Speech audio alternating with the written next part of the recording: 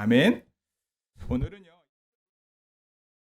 오늘은 의의 면류관을 예비하는 삶이라고 하는 제목으로 말씀을 나누기를 원합니다. 여러분 혹시 지난주 말씀 기억하시나요?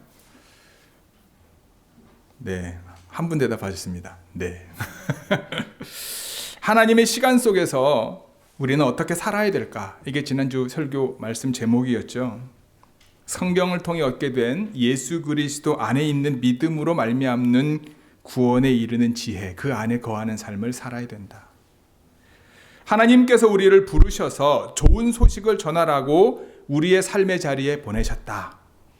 우리를 통해 좋은 소식을 들어야 될 사람들이 있다라고 하는 사실, 그들에게 좋은 소식을 전해지면 그들이 믿게 될 것이고 그들이 믿게 된 하나님께 기도하게 된다. 우리는 좋은 소식을 전하는 아름다운 발이 되어야 된다. 두 번째였고요.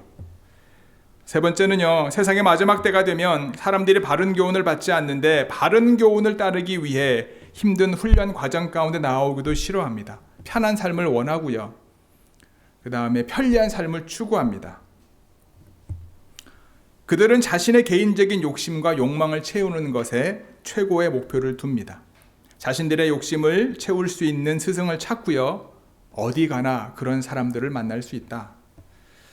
각자의 꿈을 가지고 그 꿈을 이루어줄 사람을 찾는데 어렵지 않다. 그들은 그것이 진리라고 생각하지만, 그들이 공부하는 것이 진리라고 생각하지만 그들이 공부하는 것은 허탄한 것이다. 썩어져 없어질 것이다 라고 말씀을 나누면서 참된 진리가 무엇인지 계속해서 이해하게 해야 된다. 그들이 믿는 진리가 영원하지 않음을 가르쳐야 된다. 그리고 격려하면서 조심스럽게 바른 길이 무엇인지 우리의 삶을 통해 드러나야 된다라고 지난주에 함께 말씀을 나누었습니다. 오늘은 AD 2022년 10월 23일입니다. 2022년도 이제 2달 조금 더 남았죠. 각자의 나이가 다른 것처럼 각자의 인생 속에서 오늘을 우리는 살고 있습니다. 다시 오지 않을 오늘입니다. 천년을 하루같이 여기시는 하나님의 시간 속에서 오늘이 어디쯤인지 우리는 알 수 없지만 각자의 인생 가운데 오늘을 살고 있습니다. 분명한 것은 지난주에 말씀을 드렸던 것처럼 창조주 하나님에 의해 시작된 역사가 끝을 향하여 가고 있다는 거예요. 그리고 마지막 날에 부활하신 예수님께서 다시 오신다라고 하는 사실입니다. 좋은 교회 성도 여러분, 하나님의 때를 살아가는 우리는 성경을 통해 알게 된 그리스도 예수를 믿음으로 얻게 된 구원의 확신을 가지고 살아가야 됨을 잊지 마시기 바랍니다. 때를 얻든지 못 얻든지 하나님의 말씀을 전하는 아름다운 발이 되기를 소망합니다. 그리고 모든 일에 오래 참음으로 진리를 가르치고 잘못된 것을 바로잡고 허탄한 이야기들 속에서 돌이킬 수 있도록 조심스럽게 주님의 길을 걸어가는 저와 여러분 모두가 되기를 주님의 이름으로 축복합니다. 지난주의 말씀에 이어 오늘은 하나님께서 예비해 놓으신 의의 면류관을 얻기 위해 어떤 삶을 살아가야 될까? 바울을 통해 주시는, 각자에게 주시는 하나님의 뜻을 깨닫고 하나님이 주시는 말씀의 양식으로 여러분들의 몸과 마음과 영이 회복되는 오늘 이 시간이 되기를 주님의 이름으로 축복합니다. 의의 면류관을 예비하는 삶은요, 첫 번째로 달려갈 길을 마치고 믿음을 지키는 삶입니다. 같이 읽어볼까요? 시작. 달려갈 길을 마치고 믿음을 지키는 삶입니다. 우리 7절 말씀 함께 읽겠습니다. 시작. 나는 선한 싸움을 싸우고 나의 달려갈 길을 마치고 믿음을 지켰으니. 아멘. 여러분, 믿음을 지키는 삶이 쉽습니까? 어렵습니까? 믿음을 지키는 삶이 쉽습니까? 어렵습니까? 믿음을 안 지켜보셨나요? 네, 어렵다는 분이 좀 많네요. 쉽다라는 말씀을 하시는 분보다 마음속으로 했을지도 모르겠네. 어떤 분은 쉽다라고 대답하시는 분도 있을 거고요. 어떤 분은 어렵다라고 대답하시는 분도 분명히 있을 겁니다. 근데 우리 교회는 대체적으로 어렵다라고 말씀하시는 분이 많네요. 모든 사람을 일반화할 수는 없지만 여러분, 믿음을 지키는 것이 쉽습니다라고 대답하시는 분은요, 세상 풍조와 자신의 욕심과 어느 정도 타협하며 지내는 경우가 많습니다. 하나님을 기쁘시게 하는 믿음이라기보다는 자신의 만족을 위해 신앙생활을 하시는 경우가 더러 있습니다. 그분들은 나름대로 이유를 가지고 행동합니다. 선한 영향력을 끼치기 위해 직장이나 가정에서 또는 친구들과의 관계 속에서 아무개를 교회에 나오게 하려면 그들 마음에 맞는 말도 말고 행동을 해야 되지 않겠냐. 예수님이 인간의 몸을 이 땅에 오셨는데 나도 그 사람의 입장에 가서 함께 시간을 보내야 되지 않냐라고 주장합니다. 하지만 정말 주변 사람들에게 복음을 증거하는 것이 동기가 된다면 여러분, 믿음을 지키는 것이 쉽다라고 대답하지는 않습니다. 믿음을 지키기 어렵다라고 대답하시는 분은요, 율법으로 자신의 삶을 하나하나 평가하는 경우가 많습니다. 마치 율법을 철저히 지키려고 노력했던 믿음의 선배들처럼 문자 그대로 지키려고 하다 보니까 믿음을 지키기가 어려울 수밖에 없는 거죠. 이런 분들은 자신들의 믿음을 지키기 어려운 삶을 살고 있기 때문에 때때로 스스로 교만하게 되거나 자신들의 기준으로 다른 사람들을 바라보기 때문에 이웃에 대해서 비난하거나 정죄하는 경우가 많습니다. 제 생각입니다. 제 생각이에요. 오늘 본문에서 의의 면류관을 예비하는 삶으로서 바울이 말하는 믿음을 지키는 삶은요, 달려갈 길을 마치는 삶이에요. 바울에게 있어서 달려갈 길은 무엇입니까? 선한 싸움입니다. 그렇다면 그에게 있어서 선한 싸움은 무엇입니까? 첫 번째는 모든 일에 신중하여 고난을 받는 것이고요. 둘째는 전도자의 일을 하는 것이고요. 세 번째는 하나님께서 자신에게 맡겨진 직무를 다하는 겁니다. 성도는 날마다 자신의 죄악성과 싸우며 세상의 풍조와 싸우며 그 배후에 활동하고 있는 사단과 그의 영들과 싸워야 합니다. 싸우려고 하지 않으면 안 돼요. 싸워야 됩니다. 싸울 수밖에 없는 것이 거룩한 성도의 삶입니다. 전도자로서의 일도 마찬가지예요. 바른 말씀을 전파하는 것은요, 여러분 누가 제일 싫어합니까? 마귀가 가장 싫어합니다. 바른 말씀을 전하지 못하게 상황을 어렵게 만듭니다. 바른 말씀을 듣는 사람들의 귀를 막아버립니다. 바울이 생각하는 그에게 주신 하나님의 사명은 무엇입니까? 때를 얻든지 못 얻든지 항상 예수 그리스도의 복음을 증거하는 거였습니다. 그는 죽음의 고비에 있으면서도 복음을 증거했고요. 감옥에 있으면서도 복음을 증거했고, 그는 가는 곳마다 만나는 사람들마다 그리스도 예수의 복음을 증거했습니다. 그에게 주신 사명이 그것이기 때문에 그는 그러한 삶을 살았습니다. 우리에게 바울과 같은 삶을 말하라고 말씀을 드리는 게 아닙니다. 우리를 보내신 곳에서 내가 어떻게 예수님을 증거하고 입술로 삶으로 증거하고 있는가라고 하는 걸 점검해 보라는 말씀입니다.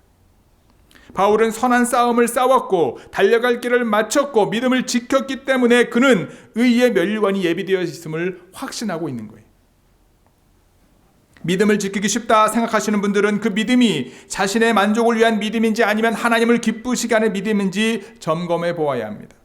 정말 마음 중심의 이웃들에게 복음을 전하기 위해 그들 가운데 있는지 아니면 하나님과 세상을 겸하여 섬기고 있는지를 점검해 보아야 하는 거죠. 믿음을 지키기 어렵다라고 생각하시는 분들은 자신의 열심과 노력으로 믿음을 지키려고 애를 쓰고 있는지 아니면 늘 주님의 도우심을 구하고 있는지를 점검해 보아야 합니다. 다른 사람도 자신의 노력만큼 해야 한다고 스스로를 높이거나 이웃을 낮추고 있지 않은지 아니면 자신에게 주어진 주님의 사명을 묵묵히 순종하고 있는지를 점검해 보아야 합니다.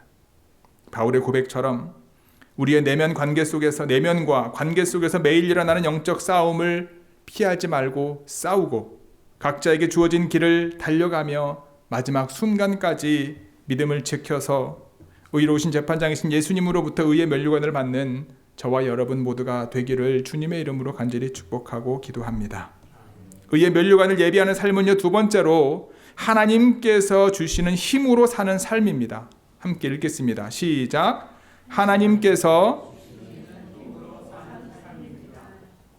아멘. 우리 17절 말씀 함께 다시 읽어보겠습니다. 시작. 주께서 내 곁에 서서 나에게 힘을 주심은 나로 말미암아 선포된 말씀이 온전히 전파되어 모든 이방인이 듣게 하려 하심이니 내가 사자의 입에서 건짐을 받았느니라. 아멘. 사도행전과 바울이 쓴 서신 편지들을 통해서 바울이 복음을 증거하기 위해 안디옥을 떠나 유럽으로 여러 차례 전도 여행을 떠났는지 알 수 있습니다.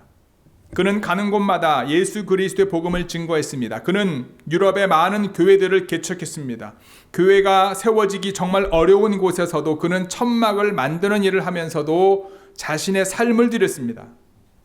시간이 지나 그가 개척했던 교회들의 헌금을 모아서 예루살렘 교회를 돕기도 했습니다.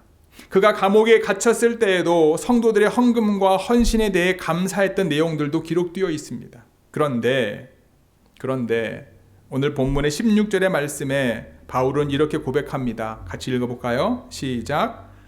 내가 처음 변명할 때에 나와 함께 한 자가 하나도 없고 다 나를 버렸으나 그들에게 허물을 돌리지 않기를 원하노라. 아멘.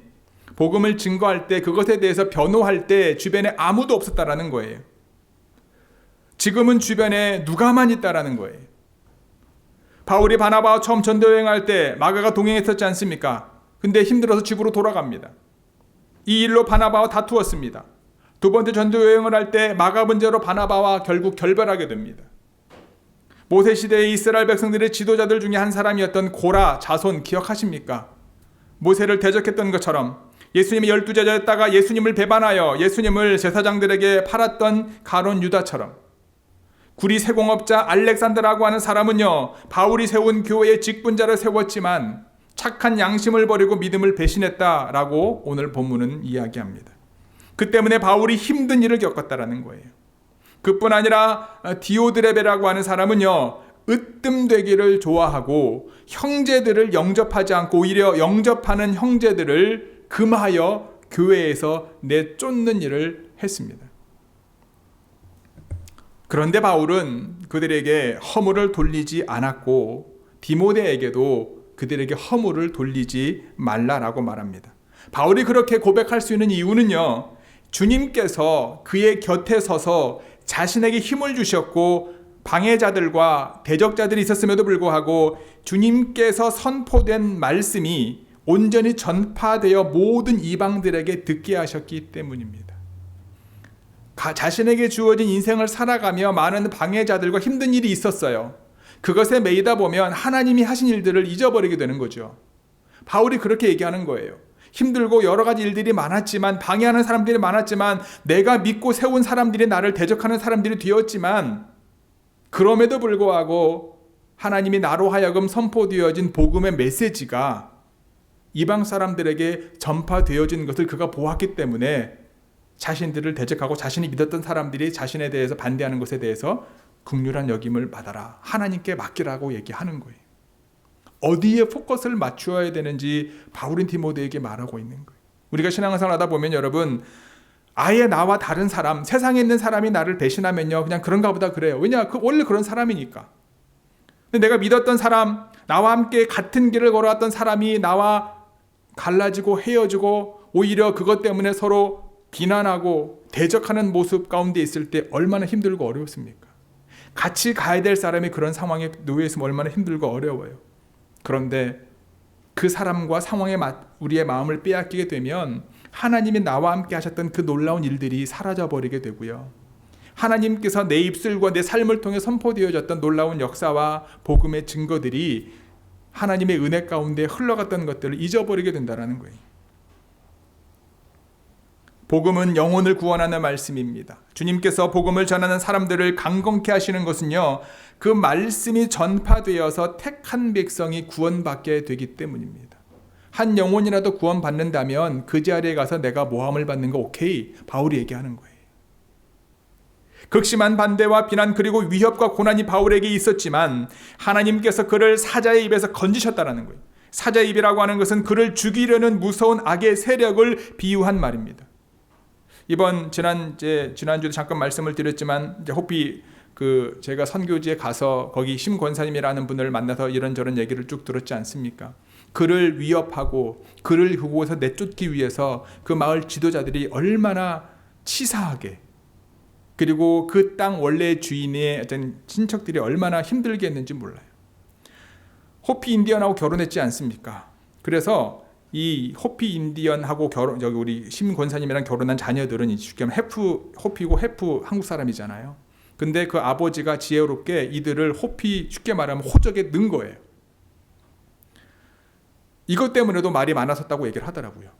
그러니까 이 사람들은 어쨌든 호피 사람이기 때문에 지도자들이 마을에서 내쫓지 못하게 되더라고요. 근데 지금도 이 심권사님은 한국 사람이에요. 미국 시민권자의 그곳에 50년을 살았음에도 불구하고 호피 사람이 아니에요. 그래서 무슨 일이 생기기만 하면요, 모든 타겟은 그 권사님에게 닿는 거예요. 결혼한 이후에 그곳으로 결혼한 다음에 이주 온 이후에 50년 동안 마을 잔치 때마다 한국 음식을 해다가 계속 50년 동안 쉴 수 없이 했음에도 불구하고 지금도 문제가 생기면 손가락질을 그 권사님한테 하는 거예요. 그런데 그곳을 지키는 거예요. 그리고 그곳에 우리 박영희 성사님과 함께 말씀을 나누고 기도하면서 하나님의 은혜가 임하기를 구하는 거예요.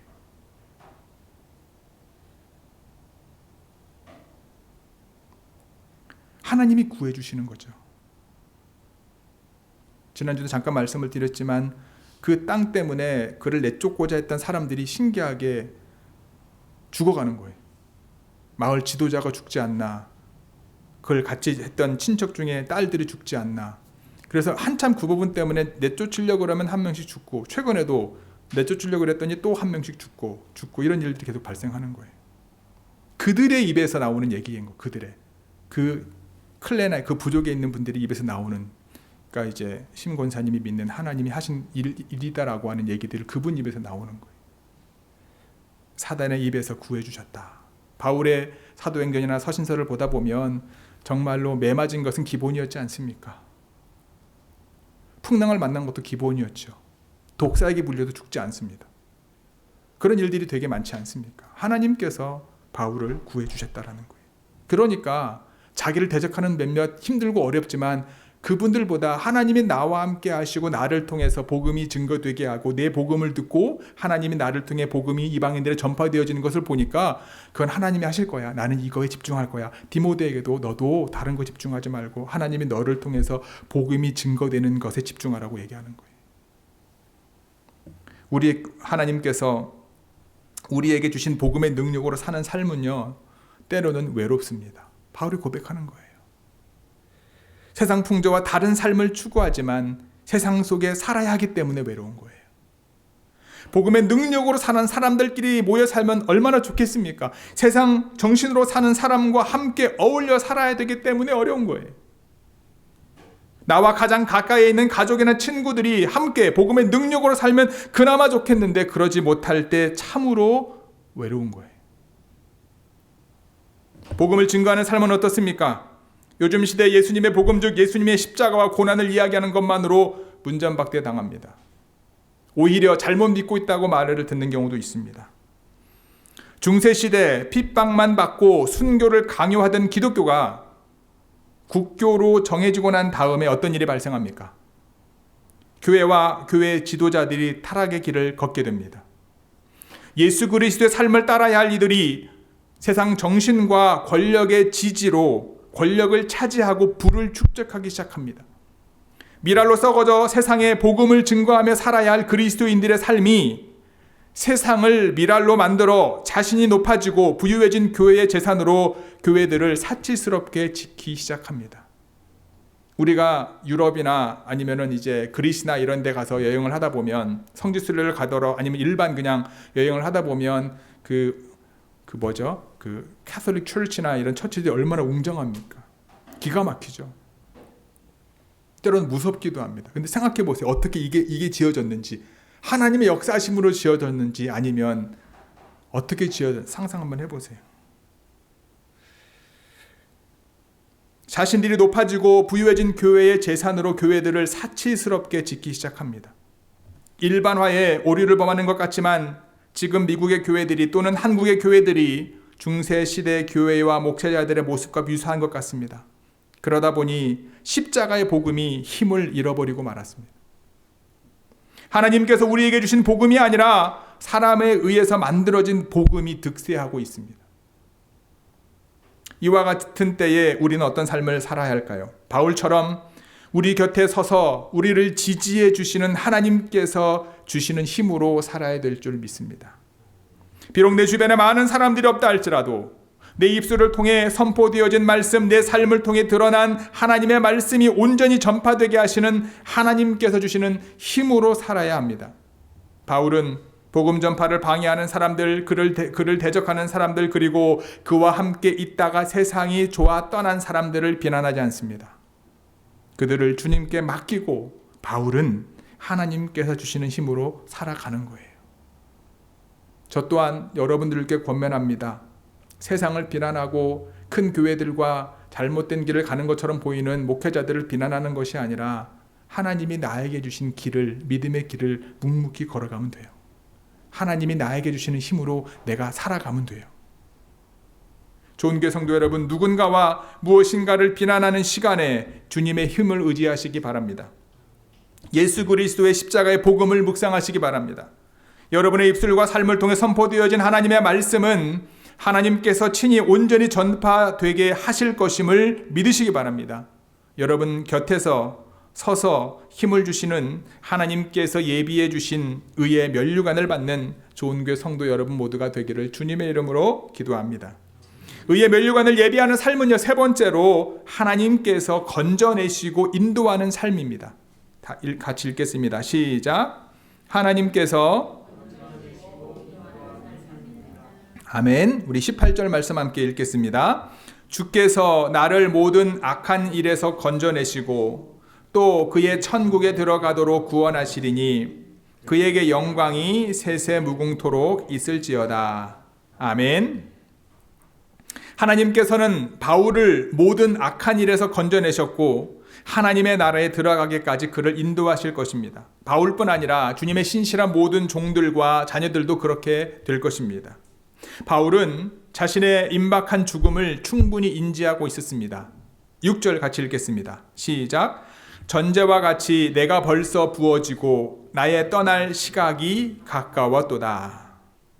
마치 예수님께서 십자가에서 다 이루었다 말씀하시고 운명하신 것처럼 바울은 자신을 관제와 부음이 되고 떠날 기약이 가까웠다라고 말하며 순교의 마음을 다지고 있습니다. 특별히 바울은 자신의 인생의 마지막을 준비하면서 두 가지 비유로 설명해요. 하나는 하나님께 드리는 제사 용어인데요, 관제와 같이 벌써 내가 부음이 되고라고 하는 어떤 내용입니다. 레위기나 민수기에 보면 이스라엘 제사장은요, 매일 2번 하나님께 제사를 드리게 되어 있습니다. 해가 뜰 때와 해가 질 때 흠없는 어린 순양을 잡아서 드리는데 이걸 화제 또는 상번제라고 합니다.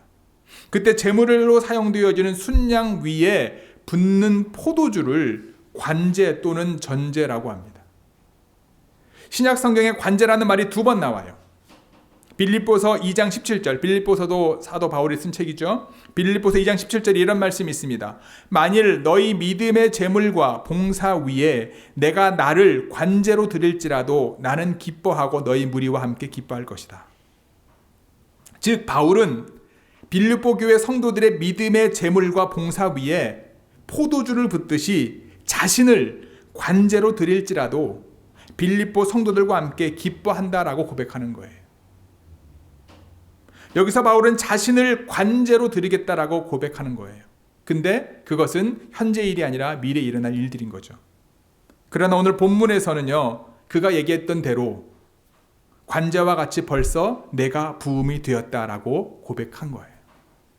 사도 바울이 자신을 관제로 드려짐을 말할 때 우리는 모름지기 한 분을 생각합니다. 누구죠? 바로 예수 그리스도. 예수님께서 십자가에서 고난을 당하실 때 머리에 가시면류관을 쓰시고 피를 흘리셨습니다. 손과 발에 못이 박혀 피를 흘리셨습니다.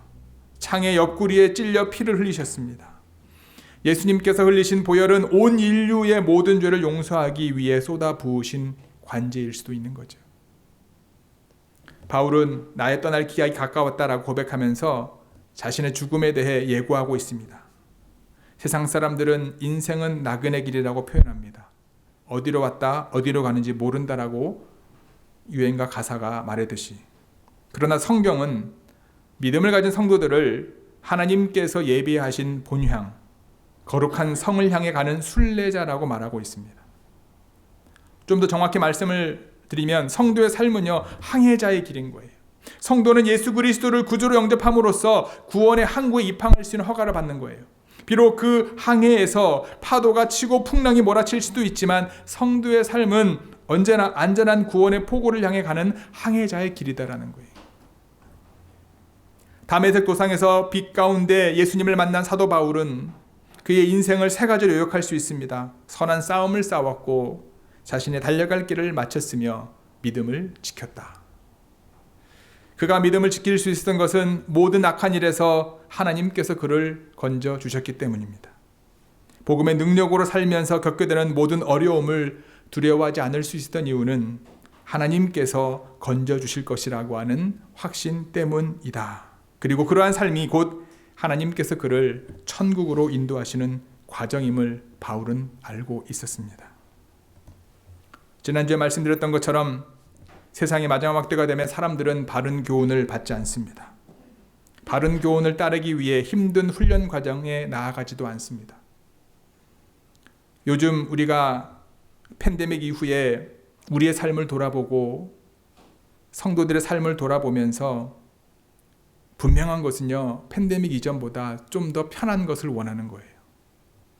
예전의 모습으로 돌아가고 싶지 않은 우리를 발견할 때가 있고요. 그런 우리의 모습을 발견할 때가 있습니다. 그 대신에 그들은 자신의 개인적인 욕심을 채우기를 원합니다. 신앙도 액세서리가 되고요. 십자가도 액세서리가 됩니다. 복음도 포장된 복음이요, 하나님이 원하시는 진리의 복음이 아니라 내가 복음이 되는 경우가 많은 거죠.